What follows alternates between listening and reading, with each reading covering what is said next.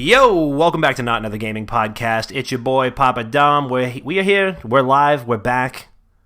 We haven't seen you since last year, and I know that you probably missed us. Nobody said that to me in the office today, and so I needed to say it to you guys. Just get it out of my system. They're like, "Oh, I haven't seen you in a decade." Chris just said, "What did you say?"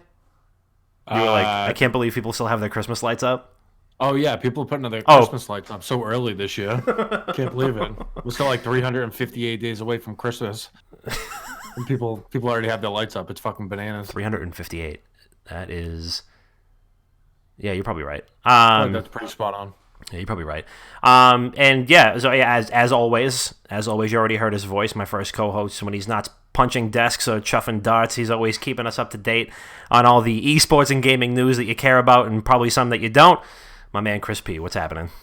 What's up, man? Happy New Year, 2020. Woo woo! Yay, woo! Gunshot. Happy New Year's, One man. single Yeah. gunshot. But I'm doing good. Glad to be back for the first episode of 2020. First episode of the decade. First episode of the decade. First of the decade. Gotta start off strong. I'm excited. Gonna be a great year. But it's your boy Crispy, the tallest and the lankiest. Yeah. Speaking of starting off strong, we can't start off strong without him. My other co-host, you might find him on Tuesdays, streaming right here on Booze Days with Dr. Bob, or you can catch him predicting major industry moves before the movers even think of making them. Dr. Bob, what's up? Wow, what a fucking electric introduction right there. Catch me fucking making industry moves before the industry even knows about them. It's so fucking true. Look at his head growing. You can like see it through the camera. Hold on, let me adjust my fucking headset. Yeah, you might have to. My giant fucking head now. I mean, I love it. Yeah, I'm doing good. You know, had the longest day at work I've had in months, which hear me out on this before you guys call me miserable. I'm grateful for. Okay. Okay. That's what we're doing. All 2020, all gratefulness, gratitude. It's been months since I had a nightmare day like today. Mm-hmm. And if we go back a year ago, mm-hmm. that was every fucking day. It was every fucking day was a nightmare day. There you go. So sunshine wouldn't be so good if it wasn't for rain. Yeah, Curtis Jackson said that one. That's absolutely poet laureate. So I'll take the little W's here. Yeah.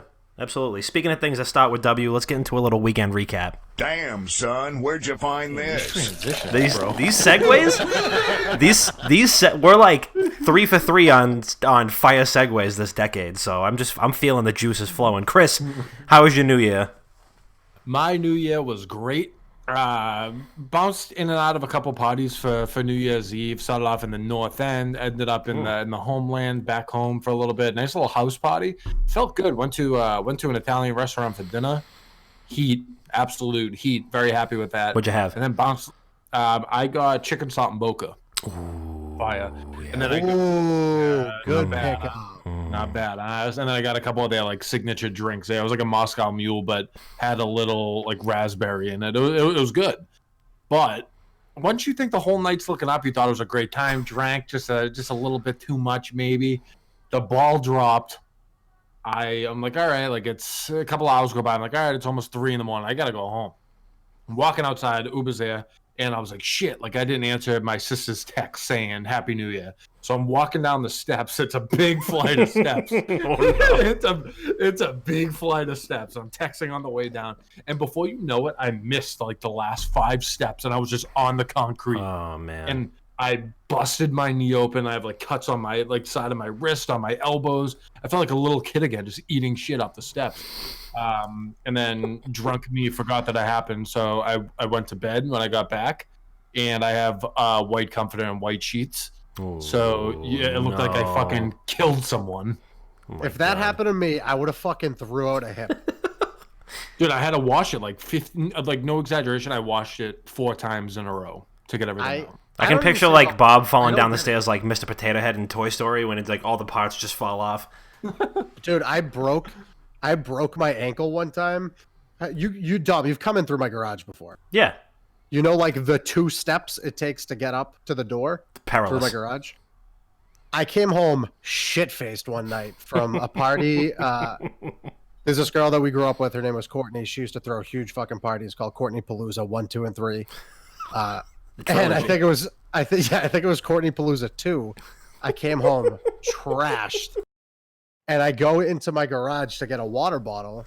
I was like, you know what, dude? I'm going to fucking hydrate myself before I go to bed. I'm going to slam 2 water bottles. Mm-hmm. Forgot the steps existed. Oh my god.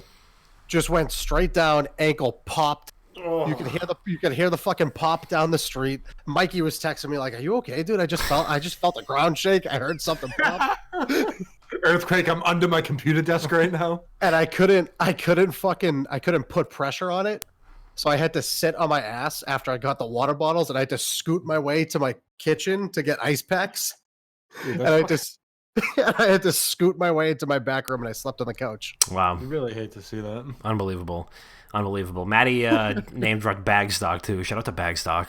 I miss Bagstock. One time for Bagstock. Oh, I went once. I went to one Bagstock. Oh yeah. Kenny! Good to see you. Miss you too, buddy. Jesus. We lost Kenny under the covers like a remote.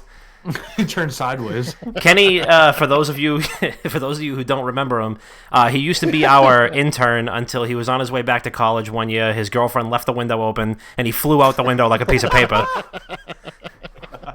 A fucking used receipt just kicking out from the passenger seat. Dunkin' Donuts napkin. It's all fun and games until you lock your door and Kenny sticks under. He goes, and that's my cue later. She opened the glove compartment and he flew out of the window like a Dunkin' Donuts napkin. Oh, shit. But yeah, my New Year's Eve was great. Bob, how was your New Year's? Oh, shit. It was good. I mean, I've kept it super low-key for the past couple of years. The last time I actually went out for New Year's Eve was when I came home for Christmas break when I was living in Chicago. And we went to my buddy Sock's house in Somerville. He's real. He exists. I met him. Socks. We met him at the after party one year. Yes. We went to his house in Somerville, and like him and his friends play instruments, but they never really play together. So what they did, this was 4 years ago at this point. So what they did was they had all their instruments in the basement, and we went downstairs and they played the same 2 songs over and over again, but just progressively louder as the night went on. It was fucking wild. We were trashed. Sounds like hell. No, Wonderwall and I don't know, Boston, just like the first like 10 notes to Stairway to Heaven. I cannot recall that night, but since then it's been super low key. This New Year's Eve, I grabbed a bottle of wine and some White Claws. Went to the girlfriend's house. I slammed the entire bottle of wine. She had her own rosé because she doesn't like red. Apparently. What kind of red did you get? Now I fucking know. I don't remember. Bob's like, yeah, let me get a bottle of the red. Yeah, I'll have whatever. Yeah, here's this red like cleaning solution. Yeah, no. It's called the Stag. It's my go-to red wine. Was it like a Cabernet or something? I think so. But it's so fucking good. And I drank the whole bottle. We ordered food, and the second I finished eating, I fucking passed out. I made it to 12:15. So no free ads, but here's a free ad, and you can send this to them. 19 Crimes is the best red out. 19 Crimes is also very good. I What's the love other one? The 5 Horses or something like that? 5 Moons or 7 Moons? 7 Moons There's is one. Horse one. There's a horse. Yeah. I know what they're all like the red blends. 19 Crimes is dope. The Banished is the one that I like because it's like aged in bourbon barrels, so it's like has like a little tartness to it, and like it's really good. And if you have like they have like an augmented reality app that you can point at there's like mugshots on every label, and then they come to life and like tell you their story. It's awesome. So yeah, if 19 Crimes, if you're looking for a video game podcast to sponsor, I know my wife would be very happy if we got a sponsorship for 19 Crimes, and I would be too. I like 19 Crimes with a little steak. You might make a little, I might make a little. We might do a little like veal saltimbocca or something, and little 19 Chris, Crimes. Have you played anything? I've been playing Call of Duty. I've played a little of the Outer Worlds. I just got a Switch today. So I'm lining up a couple games to play. I don't have many right now. I just been playing Super Mario Party because it's all I have for it right now. But Jimmy has Luigi's Mansion. I think he has Mario Odyssey, and I forget what other game, but he has a couple, but he's just not home, and he has them with him. So I'm going to stop playing those. My next pickup is probably going to be, I have to play Breath of the Wild because I've only watched people play it, and I haven't played it myself. But there's a bunch that I want to play. But no, I haven't been playing that much, but I plan on it. This is like the first week I can safely say I haven't played any Counter-Strike. It's crazy. First week in months where I haven't played any Counter-Strike at all. But I purchased The Witcher immediately after finishing the Netflix series 2 weeks ago, and I've been playing the shit out of that. I'm probably like 30 hours in at this point, and I'm still only on the second area and like level 9. The game is fucking enormous, and the reason why I can't play open world games like this is because there's too much shit to do, and every time I go by any question mark on a map, I need to stop and figure out what it is. And Yeah, it's I mean, it's not fucking bad. killing. But Why do you think you burnt out from Counter Strike?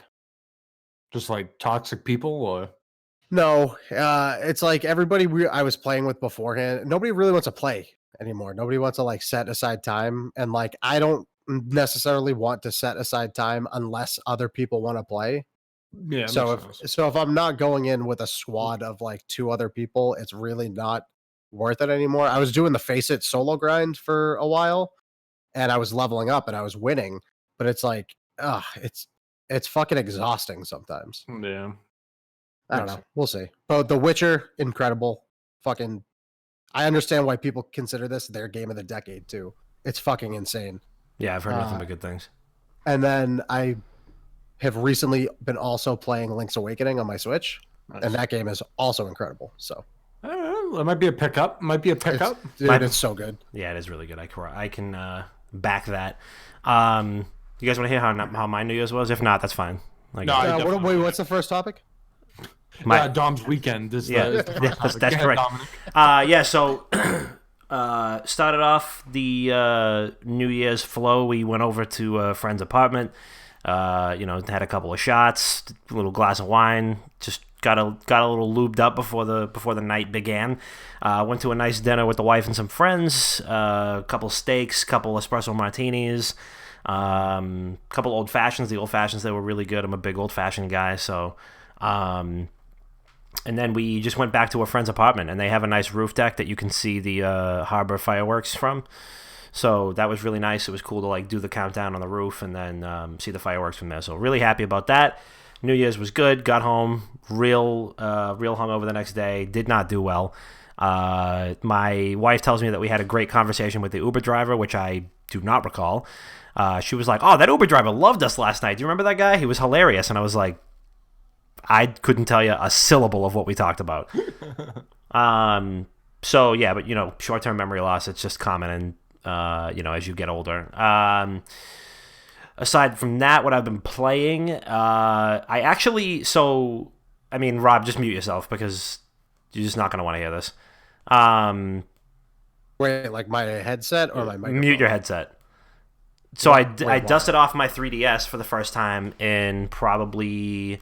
We cleaned out the office, as you can see. It doesn't look like a crate and barrel storeroom behind me anymore. And while cleaning out the office, I realized, wow, I haven't plugged in my 3DS in maybe a year, maybe 2 years Same. tops. So I threw it on the charger and I let it go. I let it charge. It's still up there right now. Dusted it off, cleaned it off. I popped in Star Fox 64 3DS, which is a fantastic and very faithful remake. And then I realized that I had one game that was digitally downloaded on my 3DS, and I don't remember the last time I played that. Popped it in, Animal Crossing New Leaf for the Nintendo 3DS, and I just figured, I might as well get a fix. We're about 2 months and 28 days from Animal Crossing New Horizons for Nintendo Switch, Game of the Year 2020. Emphasis on game. And I was like, I could use a little fix. I gotta get the tree shaking muscles all warmed up, right? Sure. So I hop on, and turns out I have not logged into Animal Crossing New Leaf for the Nintendo 3DS for 6 years. So I probably played it for about a year, maybe a year and change. But after the first year that it was released, I didn't play it a whole lot. Other stuff probably came out. Maybe life got in the way. Who the fuck knows? but literally I got the most hostile interactions from my neighbors who were like, "This town is in shambles.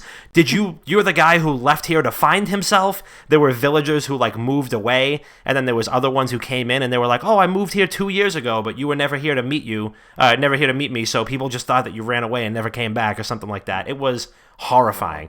But I picked like 45 weeds. I started, picking some fruit, planting some fruit, getting after it. Earn your spot back. Earned my spot back, and they were like, "Wow, just so great to have you back. Crush some cockroaches." And you know what? I'm back in the good graces. The approval rating is going up from Mayor Dom of Picata. My town's name is Picata in Animal Crossing, so I got to think of what to name a ginzo. I know.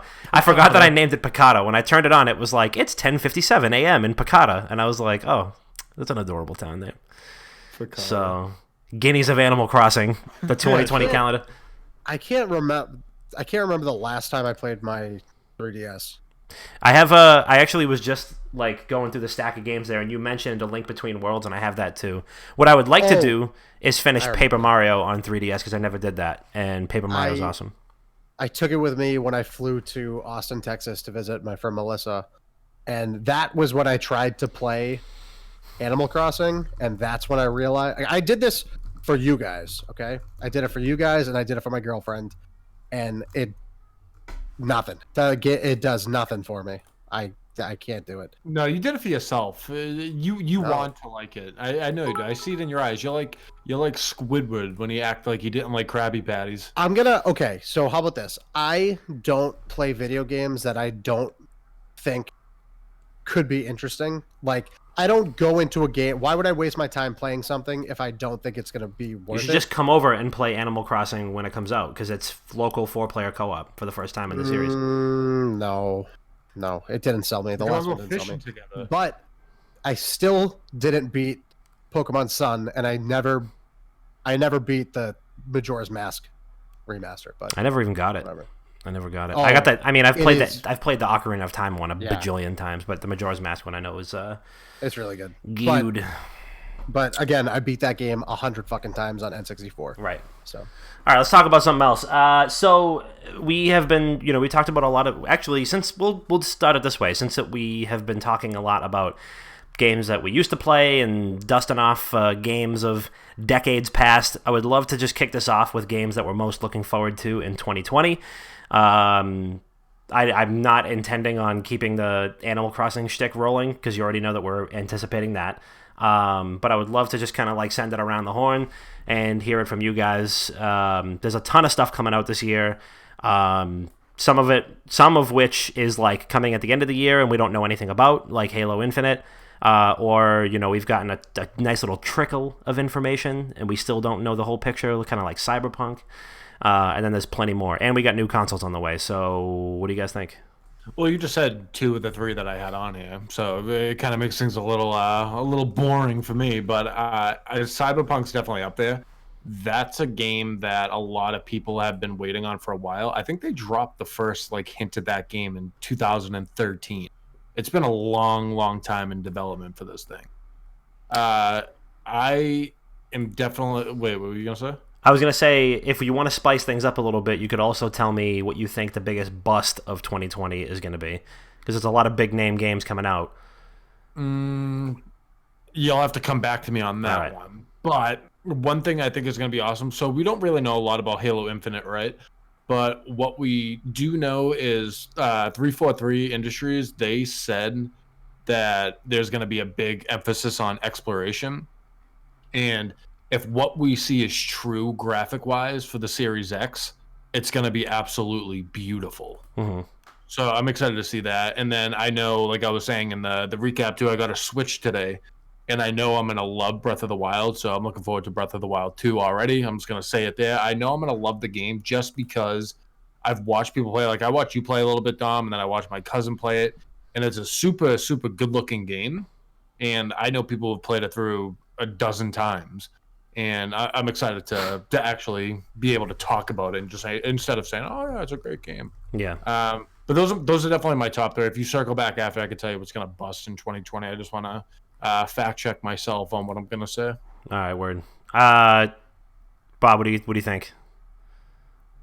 So immediately, the Monster Hunter World Iceborne DLC comes out in 7 days. Ooh. So, or for PC rather, it already came out on console. The PC releases come out way like 6 months after the console ones, but like that's a game I put 200 maybe 300 hours into, and I am anxiously awaiting for this DLC to drop because I miss playing that game. They dropped a bunch of content for it, but like this is a full expansion, and I think it goes for like $30. So I'm for sure gonna get that. Let's see what else. Neo 2 is coming out in 2020. Yeah, and I was gonna say Neo 2 is looking. So I got 85% of the way through Neo, and then I came across the most difficult boss in the game, and I was under leveled for it. So the only way I could fucking beat him is to go back and just grind through it, and I didn't want to fucking do that, so I stopped playing it. But incredible game. It's arguably one of the best Soulsborne games. It's probably the best Soulsborne game outside of From Software games. I'd put it up there with Bloodborne, Dark Souls 1 and 3. And then I heard great things about Code Vein too, so that's another one I want to check out. But Doom Eternal is coming out. Oh yeah. I played through 2016? Yeah. I bought it a couple of weeks ago. Oh yeah. I streamed some of my playthrough. I was pretty drunk when I was streaming it, but like I came home at like 11 and I was already kind of drunk, and I just kept drinking and I kept streaming just through the playthrough. But I just burned right through that in like 8 hours, I think. But that is like the perfect shut your brain off, press W key, and just play through a game. Yeah. Like you don't have to think about anything. You just have to kill everything in your path. So Doom Eternal is going to be awesome. Neo 2 is going to be awesome. Cyberpunk is definitely going to be super interesting just because I'm playing The Witcher now, and The Witcher is fucking incredible. Resident Evil 3 is coming out in April. I think the biggest bust of next year is going to be Marvel's Avengers. I've said it. Yeah, I've said it 100 times at this point. Yeah.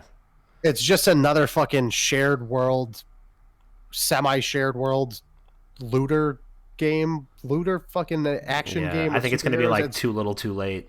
Yeah, if they were going to release this game, they should have done it 3 years ago. What else? There's so much more too. You know that so of course we're not getting a new skate game, but you know what else is coming out in 2020? Session. That and Skate Bird.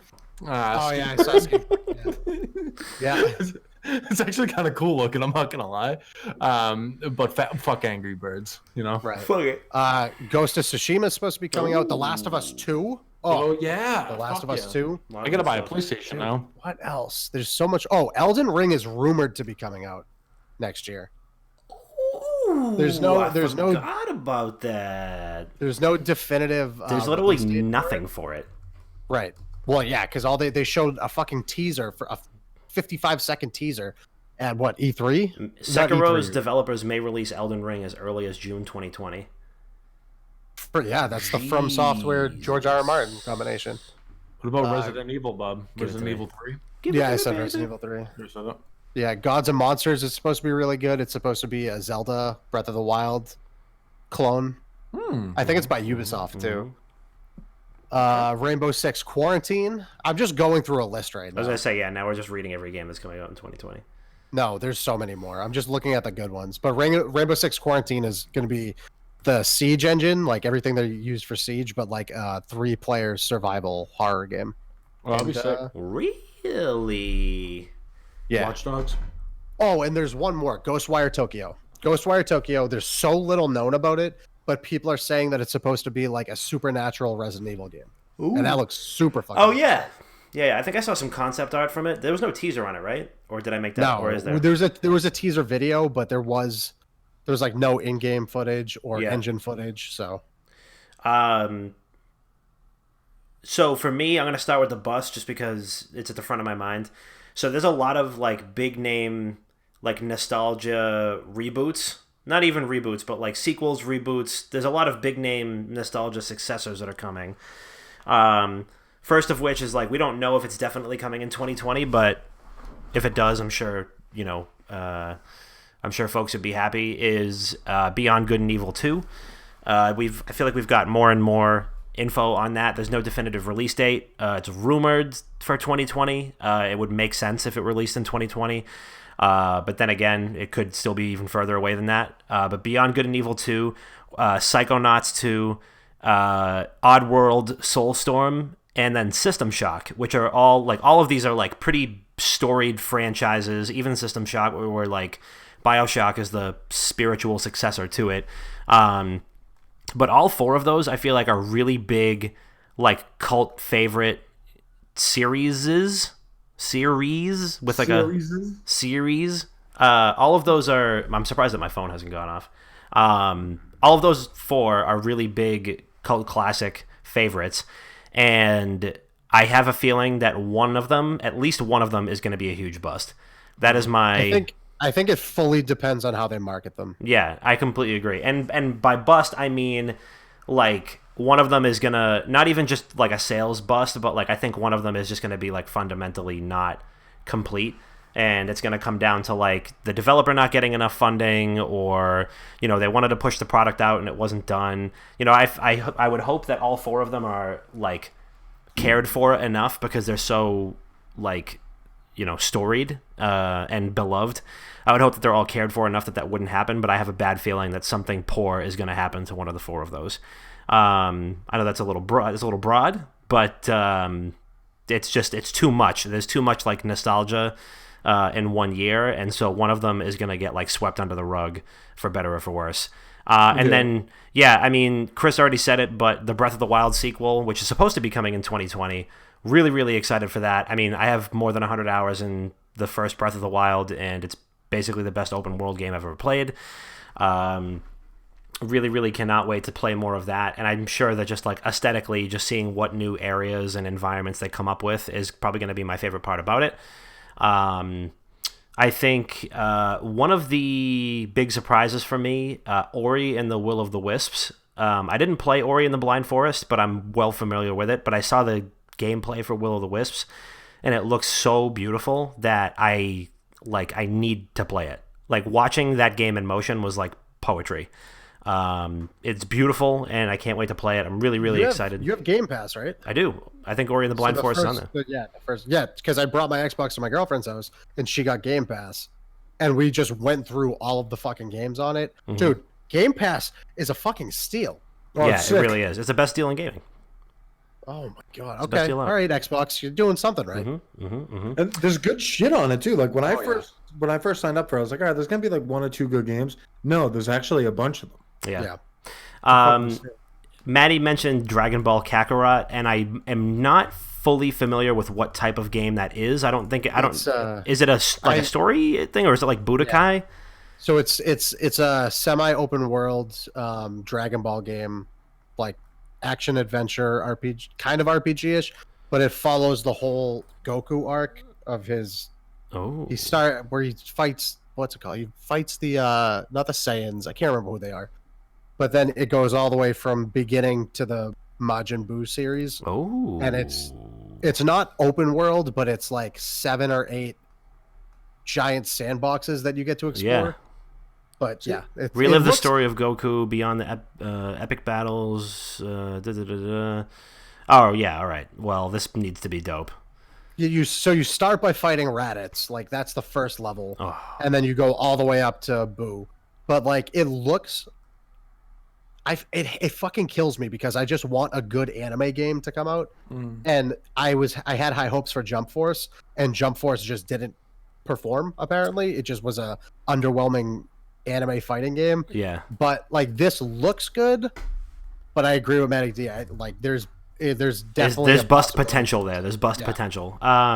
Am I wrong in thinking that there hasn't been a bad Dragon Ball Z game in a while, or did I miss one? Because I thought that the Fighter Z was like supposed to be really good, and it's like it has a pretty decent like esports following too, doesn't it?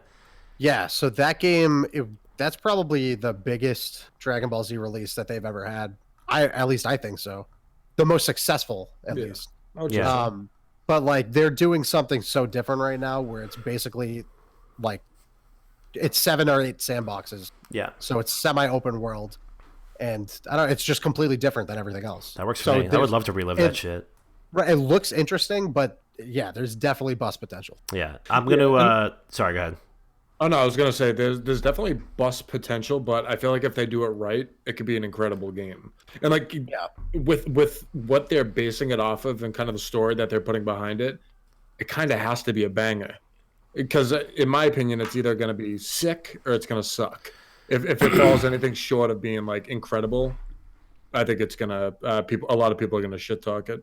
Probably, yeah. It'd be cool if they added a little bit more like context, like between the episodes too. Like it seems like they have the big set pieces, but then, they go on these like training montages that last for like, whatever amount of time that passes between episodes, maybe 2 seasons. So maybe like stuff like that. Like, hey, where was this character during this thing? Because I think they emphasize that though. Yeah. They emphasize that like there are going to be.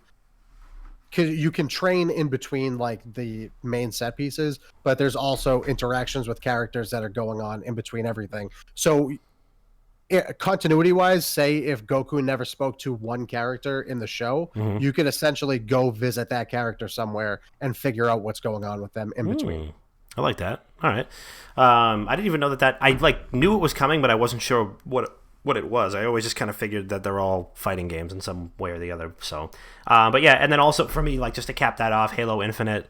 We have so little information on Infinite that I just don't know what to make of it. All we know is that the game is following Halo 5 sometime after Halo 5's conclusion. And 343 just announced that they were starting some flighting programs to start playtesting Infinite. They have an internal pro team, so they're monitoring like the way they build out multiplayer and like the esports kind of programs like from the ground up, which is awesome. It's great to know that that's like something that's in consideration, like in the development. I mean, multiplayer made Halo what it was, and Halo made Xbox what it was. So I think they owe it to them to like make sure that they launch with a fucking banger of a game. And I think I've said it on the show before that anything less than like one of like a series defining title is going to be a bust. I've definitely said that on the show before regarding Halo Infinite, that anything less than like a fucking banger is going to be a huge letdown. So really, really hoping for the best. It seems like they've got all of the right bases and priorities covered in order.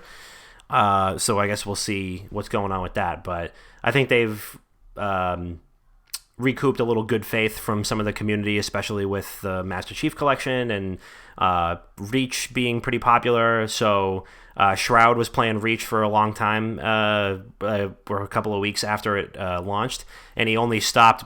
And he had said it before too. Shroud was like, "Halo Reach is so much fun, but one of my favorite people to play with stopped playing, so I have to just wait for them to get back into it."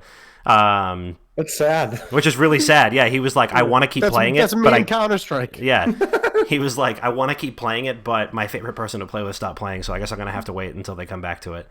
My favorite 2 people stopped playing Counter-Strike. Aw. Who's the other one aside from Chris? Well, it was never me. Chris was never involved in that conversation. Well, yeah. So that's what we got. Chris, How are you?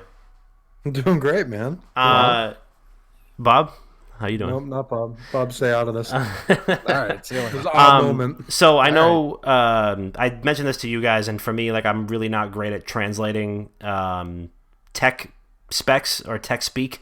But we did get some new PS5 and Xbox Series X hardware specs. I'm not sure if you guys have taken a look at them, but people are like shitting their pants over these tech specs. People are like, "Oh my god, it's got a teraflop of this and 90 GPUs," and I'm literally like, I feel like my own. You know how, like, if you go to your grandparents' house and you switch it from HDMI 1 to HDMI 2, and they act like they act like you just assembled the TV from a box of scraps in front of them? That's how I feel when I read this shit. I'm like, what is actually going on? Lauren just figured out how to use, like, the Kinect on the Xbox to say Xbox watch HBO, and she's, like, over the moon. So that's where we're at, tech-wise, but... Look, it's not easy, because, like, tech as a whole, hardware, right? It's always evolving to a point where it's like there's new series of things and like better iterations of different parts, and like it's tough to keep up with it sometimes. It really is. Yeah, like if you give me a pop quiz on like what's a teraflop, I would. Is that a unit of speed? is it something else? Is it like RAM or is it like I don't know? It's like a floppy disk. They're back now. Terafloppy disk. Yeah, telefloppy disk. But yeah, people are going crazy about it. I mean, I wouldn't say I'm the most well versed when it comes to hardware within console, but I know enough to look through these and realize that these are pretty fucking powerful. So kind of we'll start with the outside, right? Yep. So the PS5 looks like a fucking vacuum, and the Xbox looks like a mini fridge. But like, so the Xbox is confirmed how it looks, right? The PS5, it's only the dev kit that people got their eyes on, so they don't really know. But if they stay with this, it's a very ugly system. I'll just put it at that.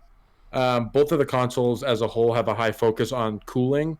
If you look at the model of the PS5, there's a lot of cooling on it, as well as the Xbox, which I want to say abbreviates to Xbox Sex because it's the Series X. So nice. Bob, can I get a nice? Nice. Thank you, Dom. Nice. Hell yeah.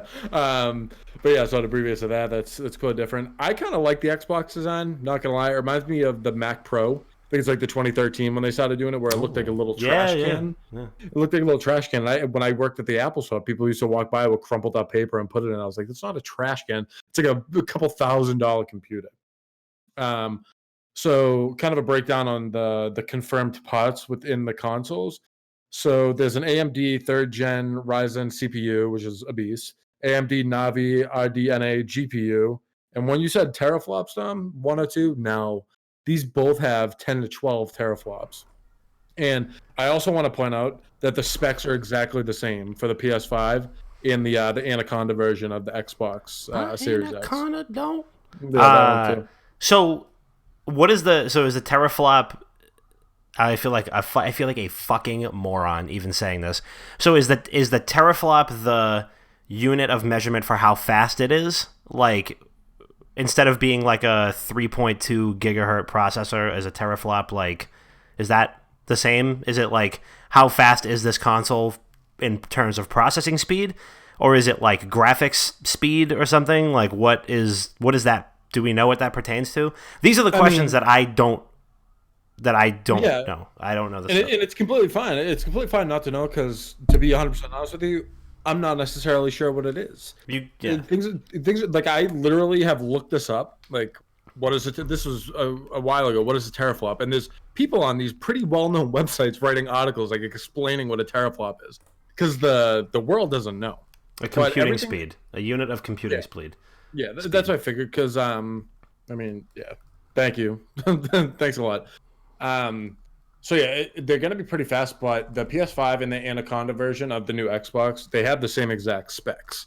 After that, you have your real-time ray tracing. Woo. And you guys explained ray tracing to me like a couple weeks ago, but I already forgot. Can you send me, first of all, this link that you're looking at? Because I'm looking at completely different links. Well, no, I have like a sheet that I have. These like just dropped a couple days ago. These like new ones that leaked. So ray tracing has to do with the way the game engine utilizes light. So there's only a handful of games right now that allow ray tracing in their game. So it's like the most recent Tomb Raider game. Essentially, it computes every single light source inside of the game, and then through an algorithm determines how that light is going to reflect off of which surface in real time. Right. So it makes it like more realistic when the light moves. Right. So if you're like, I think the most recent Battlefield also has it. So if you're aiming down sight, like you're behind a rock and you're next to a lake, if like a gunshot goes off to your right and light emits from the barrel of the gun, you'll see it in the reflection of the water. Oh. So there's shit like that, and it's in real time based around the character location and the interaction with light off of every surface based around where the character is.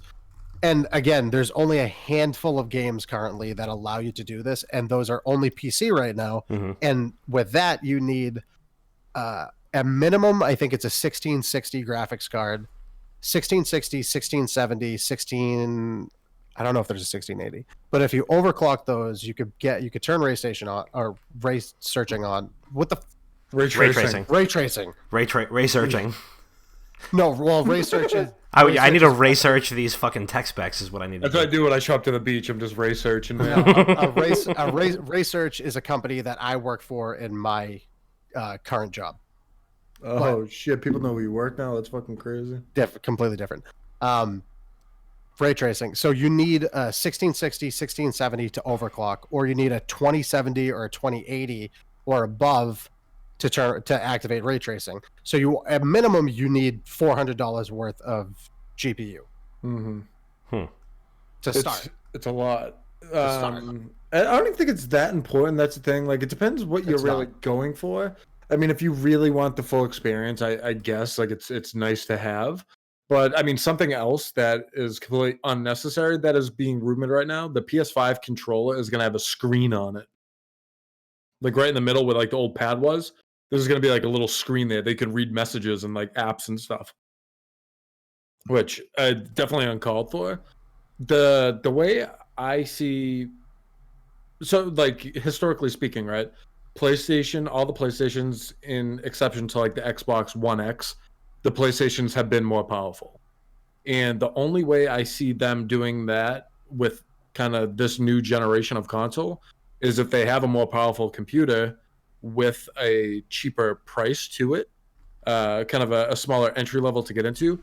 But it's going to be very difficult with them because Xbox is coming out with a different version too. They're coming out with several versions. So this one's called Lockhart, and it's not even close to the Anaconda. But I mean, entry level wise, you want to call it like Anaconda, like $500, call it. So entry level on Lockhart would be $350, which to get a new generation Xbox, it's a pretty good deal. It's a pretty good deal. So So what's going to happen is PlayStation is going to release one console. Xbox is going to release what, 3? Yeah, I think they're doing different levels of. And I genuinely think the PlayStation 5 will only be more powerful than the most inexpensive series of Xbox. Yeah, I think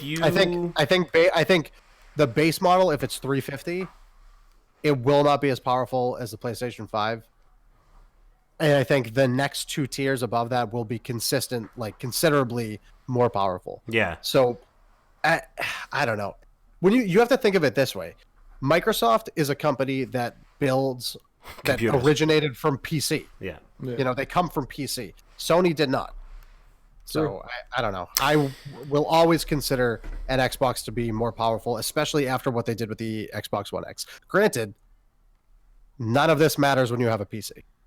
No, but it's kind of crazy to see what consoles are doing. I mean, right. When they had the what the hell was the name of that game? Was it like Hellblade or something like that they showed at the Game Awards? And it was like watching a fucking movie. It was the craziest thing in the world.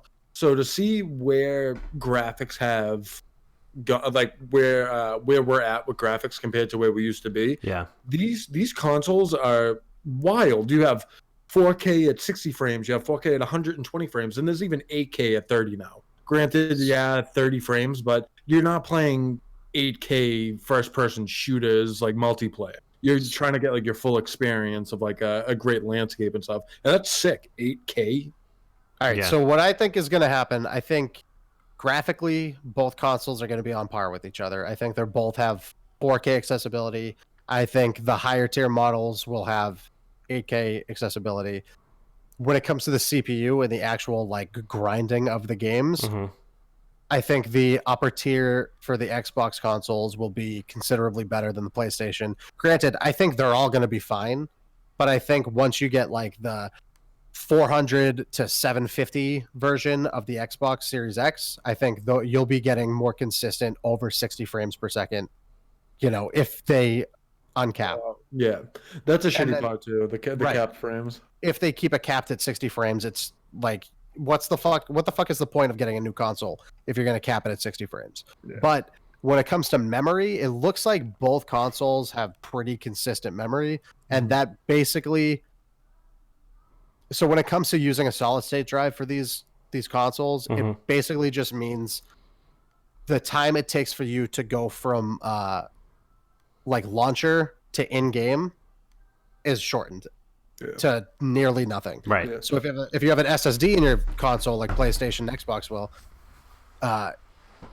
load times will be reduced. Yep. And like going just straight from the main Xbox menu will bring you right into the game. That's Instead crazy. of, like, so that's like, if they both have that, I get it. Like, it makes sense why people would want a new console.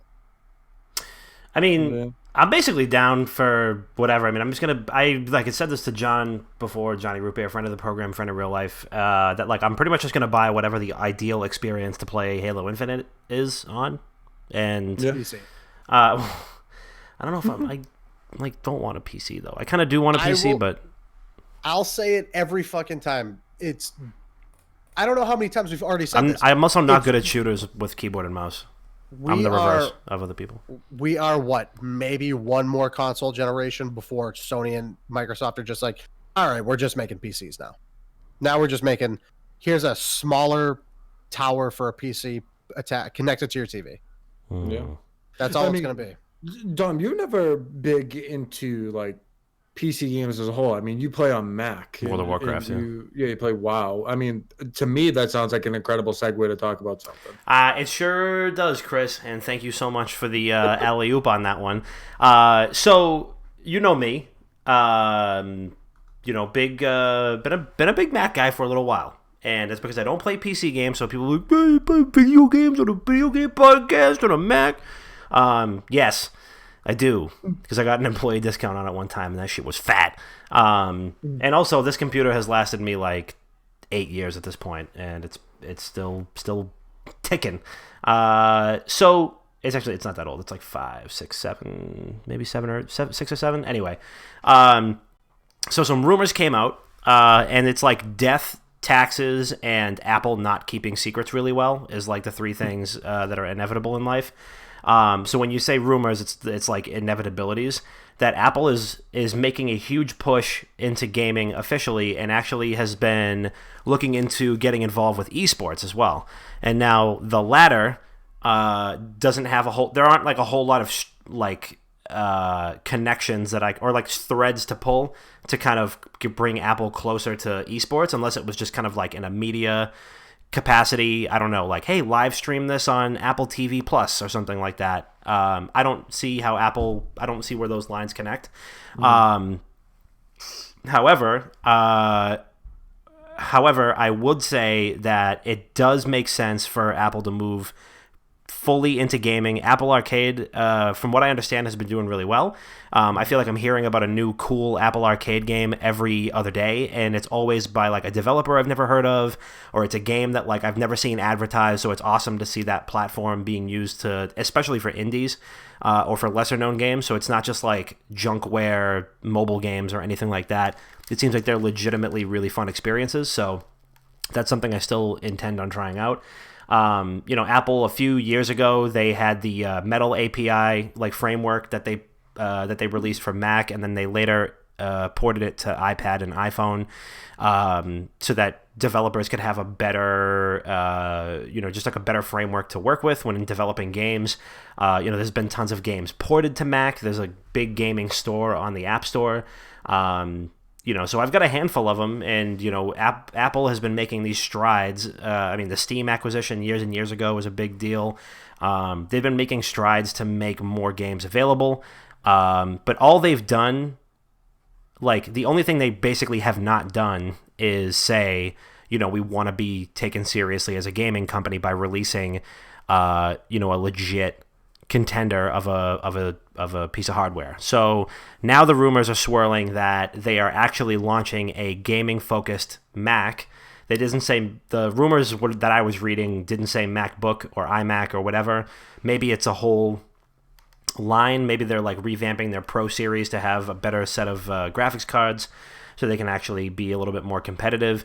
But the problem is that the rumor is that they're launching at like a $5,000 price tag. So that's an insane amount of money. And if you get like a fully spec'd out iMac, I'm pretty sure that's what that's going to run you right now anyway. Granted, every single time somebody says like, oh, the new iPhone's coming and it's going to be $3,000, but it's not. So overreactions on prices to Apple devices has happened all the time. Granted, they do come at a premium.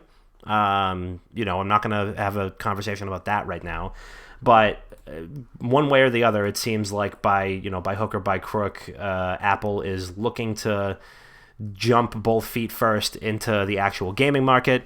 What do you guys think? I mean, it's about time. I'm surprised that it's taken so long for them to actually throw their hat in the ring for esports. I mean, esports is a giant business, right? It doesn't take a rocket scientist to realize that. So it's inevitable that they were going to get involved. And like you said, Apple Arcade has had great success. But like that was their start into it. As for people blowing things out of proportion for Apple, that's also inevitable. Yeah. That's always going to happen. Like you said, oh, the iPhone, a couple $1,000. It turns out to be like the cheapest phone they ever came out with. So a lot of people blow that out of proportion, but those people are also the first ones to buy those Apple products. But I will say, if this computer is even close to a $5,000 price tag, it is the most disrespectful ask for a price of all time. You can get a computer that you can stream on, play games on all high settings. If you want to ball out, you can spend fucking $1,300, $1,500. You don't have to spend $5 fucking grand, Apple. Dude, I promise you, pending whatever they release for specs for that $5,000 rig that they want to release, I promise you could match that with a Windows PC at a price point of like $2,400. Oh yeah, it's gonna be, you're gonna get a fucking RTX 2080 Ti, and then you're gonna get i9 9000K for a processor. You're gonna get the best that you can get on the market right now, and you still will barely get to halfway with it. Yeah, and 100% that's the case. So I mean, I get people that support Apple. I used to call it drinking the juice, like people that are going to support them whatever they do, and I get that. I mean, I'm a sucker for their phones, and like I don't see myself ever having a different phone. So like the people that are going to be willing to drop $5 grand for an Apple gaming computer, you're a psychopath. First of all, point. There's no fucking point. Not for nothing too. Developers aren't even developing for Mac, really. No. Like, well, they are more recently now. Yeah, I mean, they are more recently now. I think what Apple's been trying to do is make it easier for that to like make it so they're not like building a whole nother version of their game from the ground up, and that they're more friendly to like PC based games. Yeah, and that would be nice. I mean, what I was thinking is this whole time when a developer is making a game, they're kind of hyper focused on making the best PC version of it. Best Windows version. Yeah, best Windows version of it. Not a lot of them are thinking of Mac or even wasting their time with Mac. So that that list of games, that backlog of games, doesn't exist yet for Mac, which is another hill that they're going to have to get over. If those games aren't ready to be kind of ported over to a Mac, if it's too far off and they're already making their money from PC, they're like, we're not going to develop this fucking 10-year-old game again for Mac. Like, we're not going to do that. Yeah. But I mean, going forward, they know that they can develop for Mac. I get that, but you're just going to miss out on like all of this. Is Apple Arcade strictly for mobile? No, you can get it on. I believe you can get it